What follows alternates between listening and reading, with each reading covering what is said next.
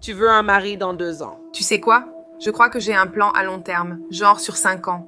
Mon Dieu, tu vois ce que je veux dire? Ce serait bien, je pense, de rencontrer mon mari à peu près à ce moment-là. Tu vois ce que je veux dire? Donc peut-être en 2027 ou cette année-là, ce serait génial. Et où Est-ce... il? Je n'ai pas compris. As-tu déjà trouvé la réponse à cette question? Non. Ce moment viral n'était jamais censé arriver. Cette phrase « Où est mon mari ?» ressemble à une blague, mais elle vient d'une artiste que l'industrie a essayé de faire taire pendant des années. À seulement 17 ans, Ray a signé un contrat avec une grande maison de disques et s'est ensuite retrouvé piégé dedans, écrivant des tubes mondiaux pour Beyoncé, David Guetta et Charli XCX, tout en se voyant refuser à plusieurs reprises son propre album. Sa musique a été mise de côté, son identité contrôlée, et en coulisses, la pression est devenue si forte qu'elle s'est tournée vers des substances juste pour tenir le coup. Malgré des milliards d'écoutes en streaming, elle était invisible partout, mais jamais elle-même jusqu'en 2021, lorsqu'elle a publiquement dénoncé sa maison de disques, tout quitté et risqué toute sa carrière juste pour être entendue. Et maintenant, un moment chaotique et sans filtre explose sur Internet, devenant un hymne pour des millions de femmes, parce que ce n'est pas juste une blague virale. C'est ce qui se passe quand quelqu'un qui a été réduite au silence pendant des années retrouve enfin sa voix. En 2024, Ray n'a pas seulement gagné aux Brit Awards, elle a marqué l'histoire. 6 récompenses en une soirée, un exploit inédit depuis plus de 30 ans pour un artiste. Artiste de l'année, album de l'année, chanson de l'année, et puis, presque incroyable, révélation de l'année. À ce moment-là, pour tous ceux qui regardaient, on aurait dit qu'elle venait tout juste d'arriver, comme un succès du jour au lendemain, mais ce moment n'était pas le début de son histoire. Pour la première fois, le monde découvrait une carrière bâtie discrètement et douloureusement durant des années en coulisses. Ray, née Rachel Keane dans le sud de Londres, n'a pas découvert la musique. Elle faisait déjà partie de sa vie avant même d'en comprendre le sens. Sa mère, chef de chœur, a fait de la musique une question de discipline, de structure et de routine, pas seulement de créativité. Mais au-delà de cette structure, il y avait un mélange de cultures, ghanéenne, suisse et anglaise, qui l'a exposé à des sons et des tonalités émotionnelles complètement différents, allant du gospel et de l'église à la soul, au jazz et à la pop à la maison.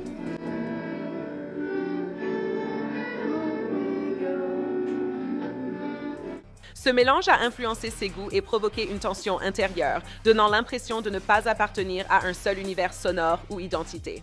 À l'âge de 10 ans, elle écrivait déjà des chansons, non pas pour un public, mais comme un moyen de traiter des émotions pour lesquelles elle n'avait pas encore les mots. La musique n'était pas encore un rêve à ce moment-là. C'était un outil pour se comprendre elle-même. À 14 ans, Ray a intégré la Brit School, l'une des écoles d'art du spectacle les plus renommées du Royaume-Uni, connue pour avoir formé Adele et Amy Winehouse. Sur le papier, c'était l'opportunité parfaite, mais en réalité, c'est devenu le premier endroit où elle a commencé à douter d'elle-même. Parmi des élèves talentueux sûrs de leur style et identité, elle se sentait en décalage. Ses instincts la guidaient vers la soul et le R&B, tandis que beaucoup autour d'elle exploraient l'indie et l'alternatif. À cette époque, elle a écrit une chanson intitulée Hotbox, un aperçu de sa véritable voix artistique, mais elle l'a gardée secrète, incertaine qu'elle soit acceptée. Cette hésitation venait du sentiment d'appartenance, pas du talent. Ce sentiment l'a finalement poussée à quitter l'école, préférant l'incertitude à un lieu où elle se sentait créativement déconnectée.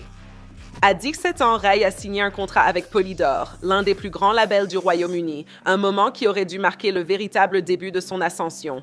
De l'extérieur, tout semblait enfin s'arranger. Elle avait du talent, le soutien de l'industrie et l'accès à de grandes opportunités.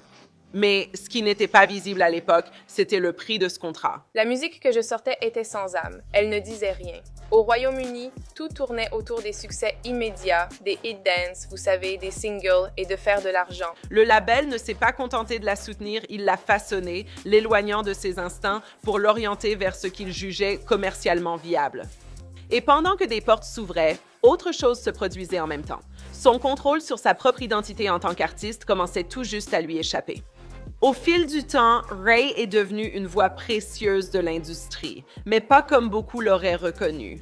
Elle écrivait pour des artistes majeurs comme Beyoncé, Charli XCX et Ellie Goulding, contribuant à des chansons qui allaient toucher un immense public mondial. Parallèlement, elle a aussi figuré sur des titres dance en tête des classements mondiaux. J'ai attendu 7 ans pour sortir un album. J'étais la chanteuse invitée désignée, celle qu'on engageait pour poser sa voix.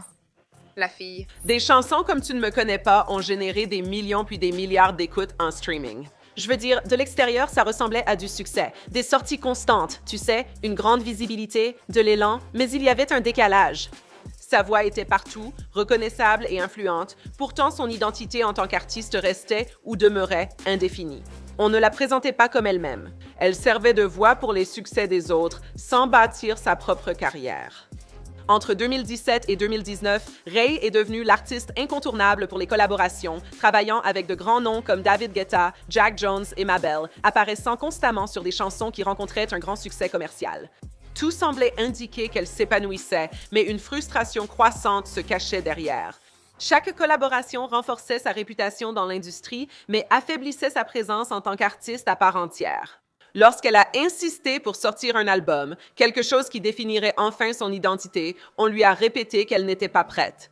Aujourd'hui, malgré des années de succès, le label la retardait encore, privilégiant les succès rapides au détriment de l'art durable. Avec le temps, cela a entraîné un retard dans les albums et creusé l'écart entre sa créativité et ce que le public pouvait voir. En 2021, ce fossé est devenu impossible à ignorer. Le rejet, la perte de contrôle et le sentiment d'être muselé créativement ont sérieusement affecté sa santé mentale, n'est-ce pas?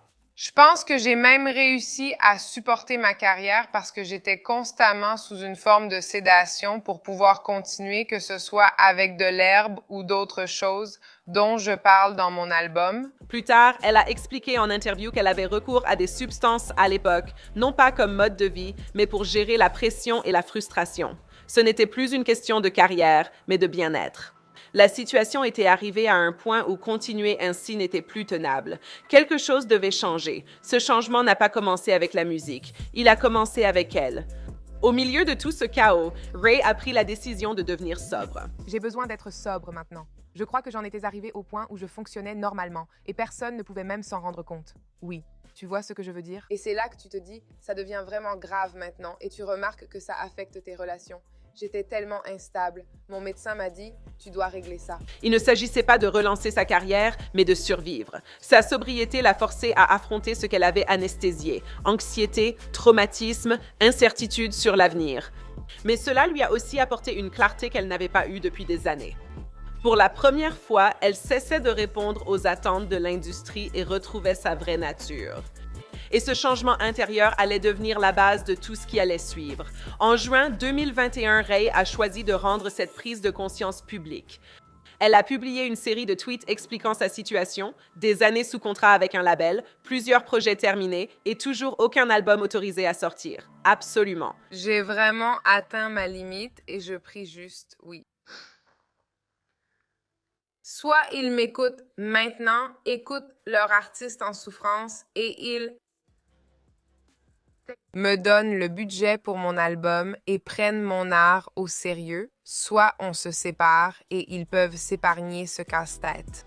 Je veux dire, le fil est devenu viral presque instantanément, ce qui a exposé un aspect de l'industrie musicale qu'on voit rarement aussi ouvertement. Les fans l'ont soutenu et d'autres artistes ont aussi commencé à s'exprimer. Autrefois privée, la lutte est devenue un débat public, la pression a provoqué le changement. Ce fut une remise à zéro totale.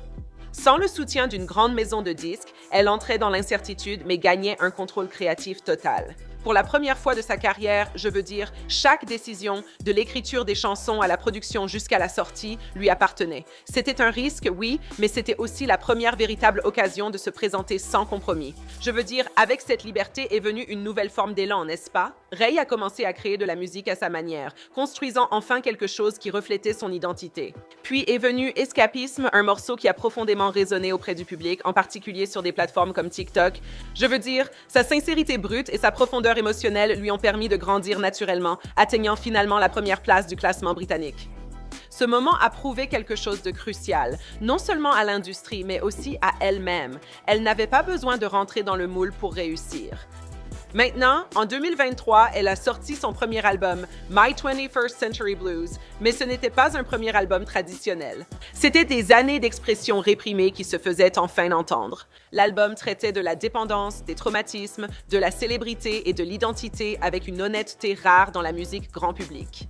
Des morceaux comme Ice Cream Man exploraient des expériences très personnelles, notamment Haze, de façon brute et sans filtre. Ce n'était pas seulement de la musique. Elle s'est libérée de tout ce qu'elle avait gardé en elle. Cette libération a mené directement à un moment historique lors des Brit Awards 2024, 6 victoires, une seule nuit, un record battu. Et le titre de meilleure nouvelle artiste, un symbole ironique mais puissant de sa réintroduction au monde, ce n'était pas qu'elle était nouvelle. C'est que, pour la première fois, on la voyait enfin pour qui elle était vraiment.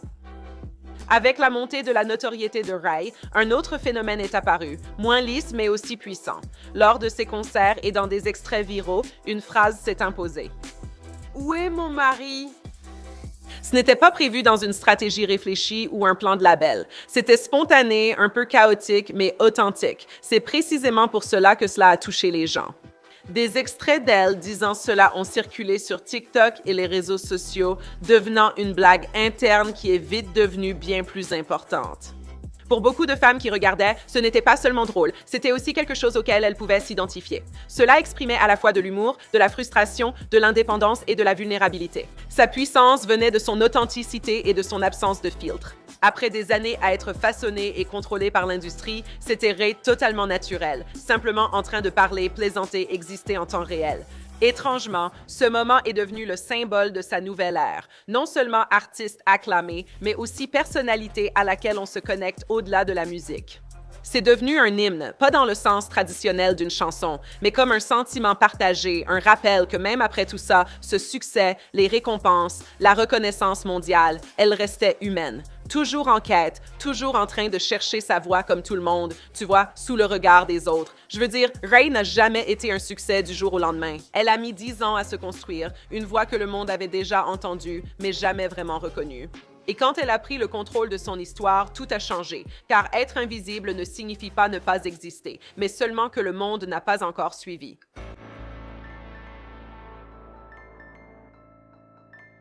Oh, MG, ouais. Ouais. Mon Dieu, allons-y. Je sais qu'ils m'attendent.